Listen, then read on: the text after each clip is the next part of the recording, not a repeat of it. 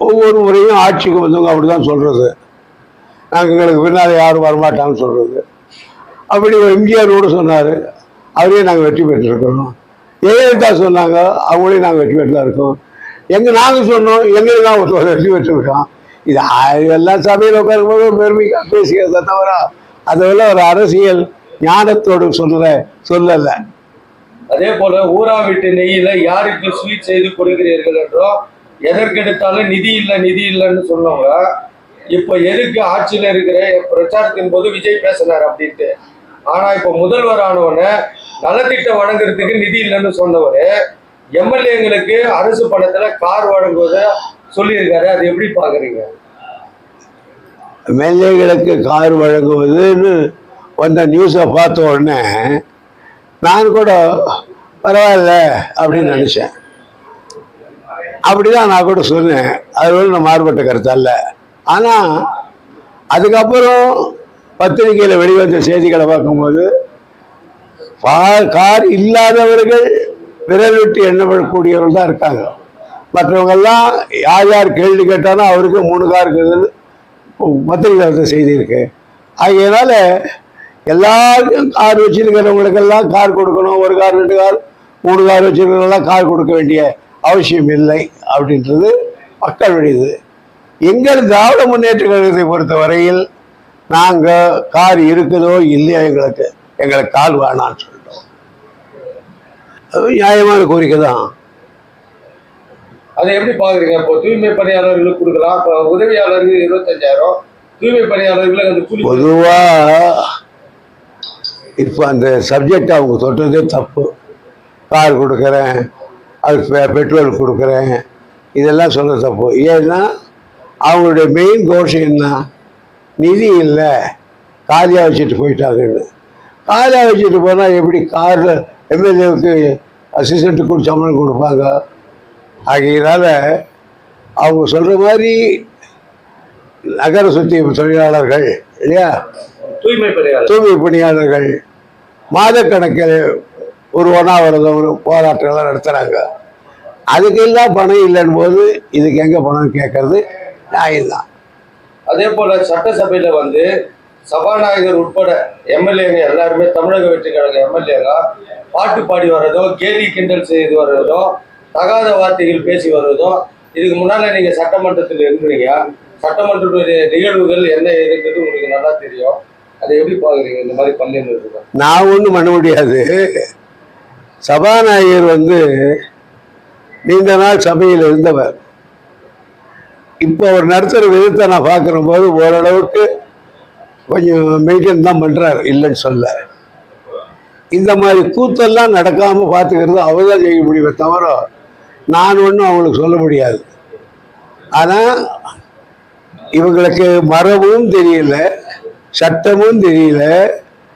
முதல்ல எம்எல்ஏக்களுக்கெல்லாம் போன உடனே ஒரு சட்டமன்றத்தில் ரூல்ஸ் புக்கு கொடுப்பாங்க.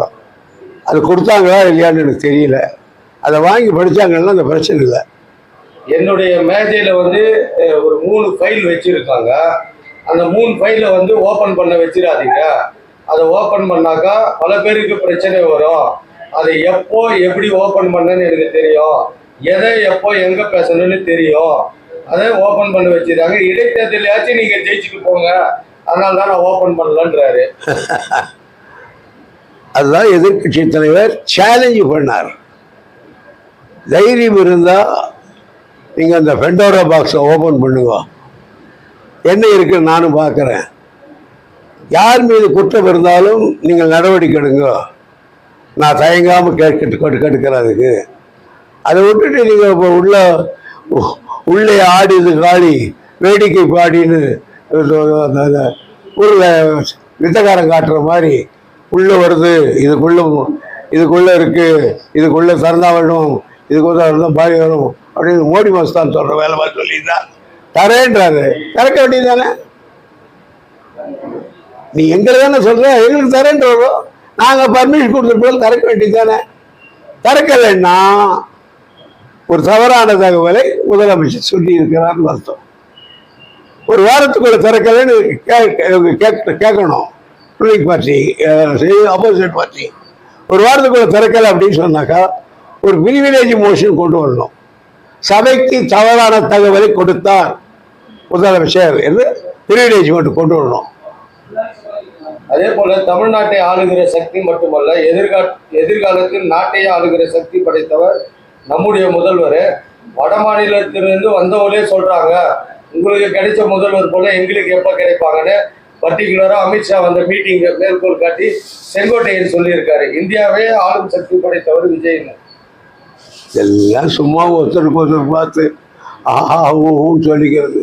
இதெல்லாம் பெரிய அரசியல் கருத்துக்கள் அல்ல, அரசியல் கருத்து சொல்ல வேண்டியதும் அல்ல. அதே மாதிரி தாவேகா ஜெயிச்ச உடனே முதல்ல ஆதரவு கொடுத்தது காங்கிரஸ்.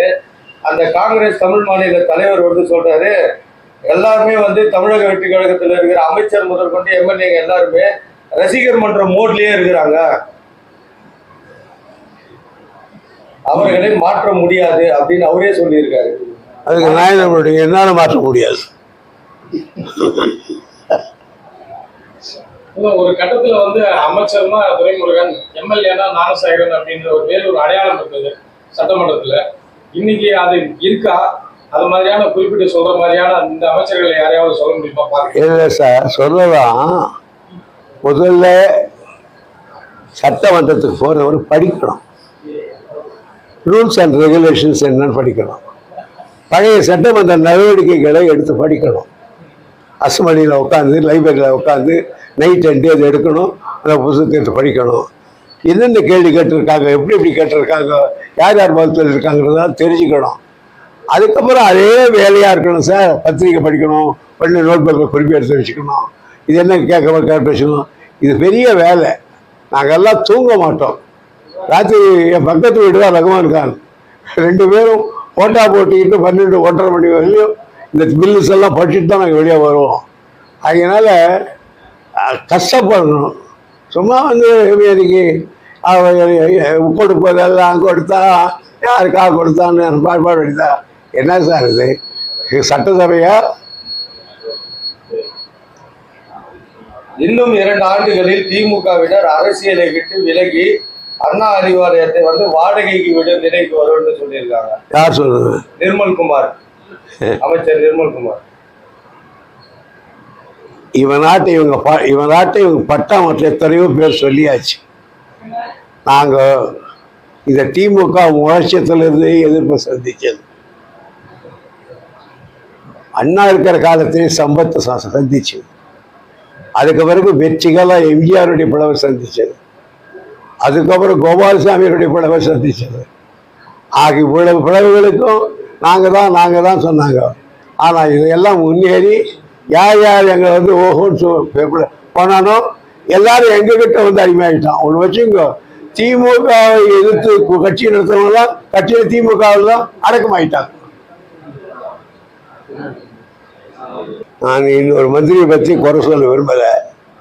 ஆனால் அவருடைய ரிப்ளையை பார்த்தேன். நான் என்னுடைய மானிய கோரிக்கை ரிப்ளையை என்னுடைய இலாக்காவிலிருந்து ஒரு வரி கூட சொல்லாமல் அவங்க முதலமைச்சர் பற்றி புகழ்ந்தே பேசிக்கிட்டு போயிட்டாரு. ஒரு டிமாண்ட்ஸை பற்றியோ எல்லாம் என்ன செய்ய போகிறோம், நீர்வளத்துறையில் இன்னும் என்ன நாங்கள் செய்து தப்பாக செய்யிட்டோம், எங்கே அவங்க திருத்தினாங்கன்னோ அதை பற்றி ஒன்று சொல்ல பாவம். அவ்வளோதான். எனக்கு தெரியும் அந்த இலாக்காவை சாதாரணமான கையாள முடியாது. எனக்கு கலைஞர் கொடுக்கும்போதே 79 யோதரை தலைவர் என்கிட்ட ரொம்ப கலைஞர் அண்ணா அவர்கள், இது ரொம்ப மக்களோடு சம்மந்தப்பட்ட பிரச்சனை, கருணாநிதி இது தரவங்கிட்ட சொன்னார். நான் அதை கூட்ட கொடுக்குறையா அப்படின்னு சொன்னார் கலைஞர். அதனால தான் நான் வந்து அவர் பாடம் மாதிரி படிப்பேன் சார். நான் ராத்திரி பகலும் பாடம் மாதிரி படிப்பேன். இப்போ படிச்சுக்கிட்டு தான் இருக்கேன். இப்போ வாங்க அவங்க பெட்ரோல் காமிக்கிறேன், அந்த புஸ்தகம் தான் இருக்கும். அதே போல சட்டமன்றத்தோட எல்ஓபி இவர் உதயநிதி, அவர் உதயநிதி கேள்வி எழுப்பும் போது தக்க பதில் கொடுக்க வேண்டிய முதல்வர் பதில் கொடுக்கறது இல்ல. சம்பந்தமே இல்லாத துறை அமைச்சர்கள் மாறி நீர்வளத்தை கேட்டா பொதுப்பணியை சொல்றாரு, பொதுப்பணியை கேட்டா இந்த அறநிலையத்துறை சொல்றாரு, இந்த அறநிலையத்துறை கேட்டா கல்வித்துறை அமைச்சர் சொல்றாரு. அந்தந்த துறை சார்ந்த அமைச்சர்கள் யாருமே பதில். அதுதான் சொல்றேன் நான். அவங்களுக்கு விதியும் தெரியல, சட்டமும் தெரியல. இதை திருத்த வேண்டியவர் concern minister is such and such minister, other should not inter the matter சபாநாயகர் சொல்லணும். அவர் பாவம் மேல உட்கார்ந்து தத்தரிச்சுக்கிட்டு இருக்கிறாரு. அதுதான் சார். இப்போ எதிர்கட்சி தலைவர் ஒரு கேள்வி எழுப்பும் பொழுது அந்த பதில வந்து முதல்வர் தான் கொடுக்கணும். முதல்வர் உட்கார்ந்து இருக்கும் போதே தான் உதயநிதி எழுப்புறாரு, ஏன் அந்த ஃபைல ஓபன் பண்றது? அப்ப தைரியமா எழுந்து மற்ற போன சட்டமன்றத்துல எல்லாம் எழுந்து பதில் சொல்லுவாங்க. இவரு பதிலே சொல்ல மாட்டேங்கிறாரு, மௌனமாவே இருக்காரு. ஏன் அது எப்பனா ஒரு முறை முதலமைச்சர் கேள்வி கேட்டா கூட மற்ற மந்திரிகள் எழுந்து பதில் சொல்றான்னு சொன்னீங்கல்ல. இன்னைக்கு முதலமைச்சருடைய 3 ஃபைலை வெளியில் கொண்டான்னு கேட்டார்கள் சொன்னாரே. முதலமைச்சர் பேசாம இருக்கிறாரு. இவங்க பதில் சொல்ல பார்க்கலாம், இவங்க பதில் சொல்ல பார்க்கலான்னு. ஆகையினால எந்தெந்த மந்திரி எதுக்கு பதில் சொல்லணுமோ அதுக்கு தான் பதில் சொல்லணும். அதாவது எனக்கு தேக்கம் ஒரு முந்திரி கொட்டை மாதிரி அடிக்கடிக்கு எழுதக்கூடாது. அது சபை கண்ணியம் இல்லை. சபாநாயகர் இன்னும் கொஞ்சம் கண்டிப்பாக இருக்கணும். சபாநாயகர் நல்லவர், I know him past so many years, எனக்கு தெரியும். ஆனால் இப்போ பண்ணுறது ஒரு வரலாறு பண்ணுறாரு. பட் ஸ்டபன் கவர் அந்த சபை கையில் வைக்கணும், அப்படி இருக்கணும். அதனால சார் ஓபிஎஸ் சொல்றாரு, இவர் வந்து சட்டமன்றத்தோட ஒரு எல்ஓபி, ஒரு அமைச்சர் அந்தஸ்துல இருக்கிறவரு, ஒரு எதிர்கட்சி தலைவர் எழுந்து பேசும்போது அங்கங்க 4-5 நாள் அங்கங்க எழுந்து நிற்கிறாங்க. அந்த மாதிரி எழுந்து இருக்கக்கூடாது, அந்த விதி கூட தெரியலையான்னு சொல்றாரு. அப்ப கூட அவங்க கேட்கல. அதே போல இன்னொரு குற்றச்சாட்டு வைக்கிறாரு, சட்டமன்றம் நடக்கும்போது அந்தந்த துறை அமைச்சர்களுடைய செக்ரட்டரிங்க வந்து உட்காரணும், ஒரு செக்ரட்டரி கூட 4 நாளா ஆள் இல்லைன்றாரு. அப்புறம் அந்த சட்டமன்றம் நடந்து என்ன பிரயோஜனம் இருக்குன்னு நீங்க நினைக்கிறீங்க? எந்த சட்டமன்றத்தினுடைய என்னென்ன சப்ஜெக்டுகள் வருதோ அன்னைக்கு சட்டசபை அந்த டிபார்ட்மெண்ட்டுகள் பூரா அங்கே உட்காரணும். ஏன்னு கேட்டால் மினிஸ்டர்ஸுக்கு பேசுகிறார் ஒருத்தர் எதிர்கட்சிக்கார், தனக்கே சந்தேகம் வருது மினிஸ்டருக்கு. உடனே வெளில பின்னால் போய் இந்த மாதிரி பேசுகிறாரு, இதுக்கு என்ன விளக்கணும் கேட்டுக்கிட்டு வந்து பதில் சொல்லுவோம். அது மாதிரி தான் உட்காரணும். எங்கள் ஆட்சியிலேயே பல முறை உட்கார மாட்டாங்க. நான் தான் அதே கலைப்பி சபையை நிறுத்தி வைங்க வரவில்லைன்னு சொன்னேன். வயது வந்து உட்காந்துட்டாங்க எல்லாரும். It is highly improper and disqualification of the commissioner சொல்லிட்டேன். அதனால் சொல்லியிருக்கேன். அது வந்து அவங்க மினிஸ்டர்ஸ் உட்காந்து சீரணும் அந்த டிபார்ட்மெண்ட். விழுப்புர சைடில் வந்து ஊராட்சி மன்ற தலைவர்லாம் அவங்களுக்கு எம்எல்ஏ கார் கொடுங்க, கார் கொடுக்குறீங்க, எங்களுக்கு வண்டி கொடுங்கன்னு கேட்குறாங்க. அதெல்லாம் கேட்பாங்க. அதெல்லாம் நமக்கு என்ன பண்ணுறது? இப்படிதான் கேட்போம். ஒருத்தர் கொடுத்தா ஒருத்தன் கேட்பான். இதெல்லாம் சகஜம் தானே சார். அந்த அரசு பேருந்துகளில் வந்து கண்டக்டர்லாம் வந்து வட மாநிலத்தை சேர்ந்தவங்களை நியமிக்க போகிறாங்கன்னு ஒரு சர்ச்சை போயிட்டு இருக்கு. அதே சமயத்தில் இப்போ வட மாநிலத்தை சேர்ந்தவங்கள வாத்தியார்களாகவும் பணியமர்த்த போகிறதா ஒரு தகவல் பரவிட்டு இருக்கு சார். இங்கே தமிழ்நாட்டிலே நிறைய பேருக்கு வேலை இல்லை.